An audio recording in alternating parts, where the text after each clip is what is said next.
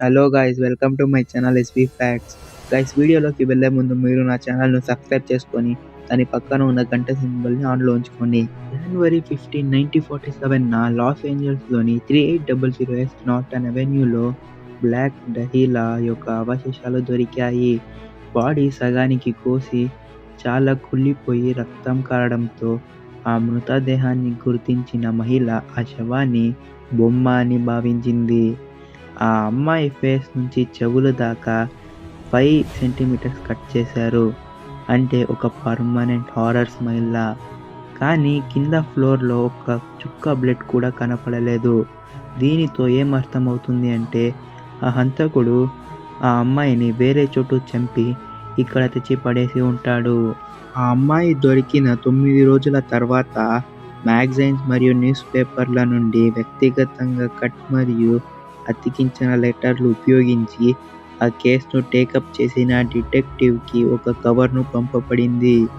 అందులో the Los Angeles examiner మరియు ఇతర లాస్ ఏంజల్స్ పేపర్లు పంపి ఇక్కడ దహీలా బిలాంగింగ్స్ ఉన్నాయి, నువ్వు వచ్చి ఫాలో అయ్యి తీసుకో అని ఆ లెటర్లో రాసి ఉంది.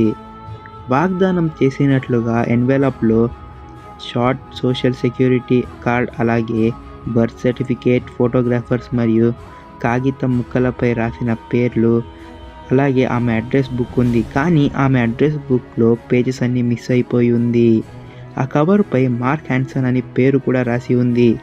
ఈ దొరికిన వస్తువులపైన గ్యాసోలిన్తో ఎవరో క్లీన్ చేశారు. ఈ గ్యాసోలిన్తో క్లీన్ చేస్తే ఆ వస్తువులపైన ఫింగర్ ప్రింట్ పోతాయి. కొన్ని రోజుల తర్వాత మార్చ్ 14న వీన్స్లోని బ్రీజ్ అవెన్యూ పాదాల వద్ద సముద్రపు అంచున మెన్స్ క్లోతింగ్ డస్ట్బిన్లో ఒక షూ ఉంచి పేపర్పై పెన్సిల్తో రాసిన సూసైడ్ నోట్ దొరికింది. అందులో ఏం రాసింది అంటే, బ్లాక్ దహీ హత్యకు సంబంధించి పోలీసులు నన్ను పట్టుకోవాలని నేను వచ్చి ఉన్నాను, కానీ పోలీసులు నన్ను అరెస్ట్ చేయలేదు. నేను చాలా పిరికివాడిని, ఇది నాలో ఉన్న మంచితనం, నాకు నేను హెల్ప్ చేసుకోలేకపోయాను, సారీ మేరీ అని రాసి ఉంది. ఈ షూస్లో లెటర్ దొరికింది ఎవరికంటే ఒక బీచ్ కేర్ టేకర్కి. ఈ లెటర్ చూసిన తర్వాత ఆ బీచ్ కేర్ టేకర్ వెళ్ళి తన లైఫ్ గార్డ్ క్యాప్టెన్కు ఇచ్చాడు. ఆ లైఫ్ గార్డ్ క్యాప్టెన్ ఈ లెటర్ను చదివి వెంటనే బెస్ట్ లాస్ ఏంజల్స్ పోలీస్ స్టేషన్కు ఈ లెటర్ ఇచ్చాడు. మీరు ఇక్కడ వరకు ఈ వీడియో చూశారు అంటే ఎంతో కొంత నచ్చుంటుంది అని అనుకుంటున్నాను. మీకు కానీ ఈ వీడియో నచ్చినట్లయితే లైక్ చేసి దాని పక్కన ఉన్న సబ్స్క్రైబ్ బటన్ క్లిక్ చేసి ఆన్లో ఉంచుకోండి. అలాగే ఇంకా ఇలాంటి మంచి వీడియోస్ కోసం నా ఛానల్ను సబ్స్క్రైబ్ చేసుకోండి. అప్పుడే నాకు ఇంకా మంచి వీడియోస్ చేయడానికి ఒక మోటివేషన్గా ఉంటుంది. ఏది ఏమైనప్పటికీ పోలీసులు చాలామందిని సస్పెక్ట్స్గా భావించి అరెస్ట్ చేసి ఇంటరాగేషన్ చేశారు. అయినప్పటికీ నిజమైన హంతకుడిని పట్టుకోలేకపోయారు. దహీలా కిల్లర్ మిస్టరీ ఇంకా ఇప్పటికీ అన్సాల్వ్డ్ మిస్టరీగానే మిగిలిపోయింది.